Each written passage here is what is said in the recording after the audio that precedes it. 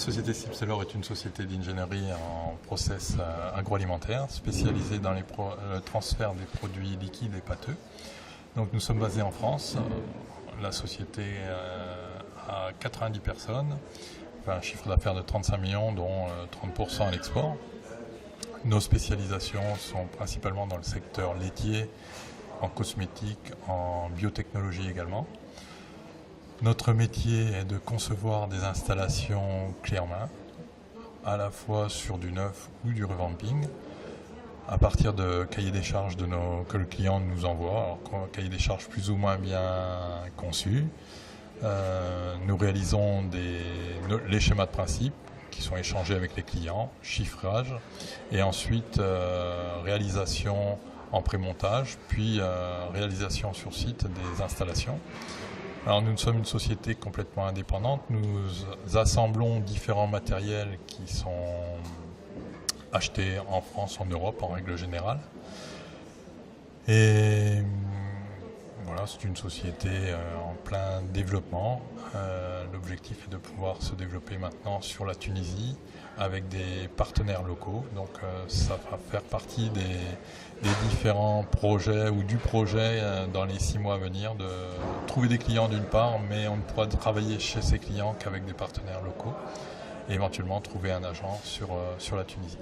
La Tunisie, moi je suis venu il y a une dizaine d'années en Tunisie pour prospecter avec une autre société d'automatisation. Bon, il se trouve que le projet, comme ça peut arriver, le projet n'a pas abouti. Néanmoins, j'avais eu d'autres contacts. Bon, et puis c'est passé ce qui s'est passé en Tunisie. Donc on a clairement mis un petit frein sur le développement en Tunisie.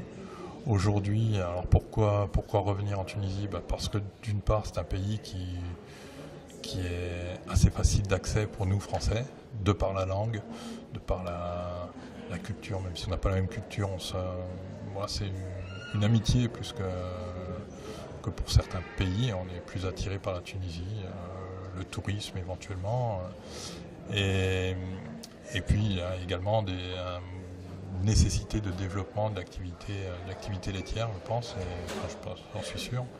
Et donc on considère qu'il y a un potentiel. Alors c'est pas un pays à 300 millions d'habitants, mais il y a du travail pour les sociétés comme les nôtres, de 90 personnes, il y a de quoi faire. On a une filiale, la filiale de Casablanca. L'objectif de la filiale de Casablanca, c'était le développement sur tout le Maghreb dans un premier temps. Donc on est présent en Algérie et on souhaite être en Tunisie. Nous avons actuellement un projet au Sénégal, donc c'est plus par la filiale, aujourd'hui c'est plus par la filiale de Casablanca que se passera le développement sur l'Afrique.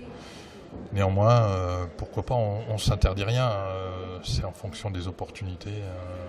Voilà. Nous on ne peut pas faire d'études de marché très précises, c'est vraiment un petit peu au feeling d'une part, alors ça fait un petit peu artisanal mais c'est le cas. Ça dépend également des opportunités de nos clients qui nous y amènent. Là on est au Sénégal via Danone. Voilà, on souhaite se développer également sur l'Afrique, effectivement. Pas uniquement l'Afrique francophone. On a travaillé l'an dernier sur un projet pour le Gabon, qui n'a pas abouti, mais pourquoi pas.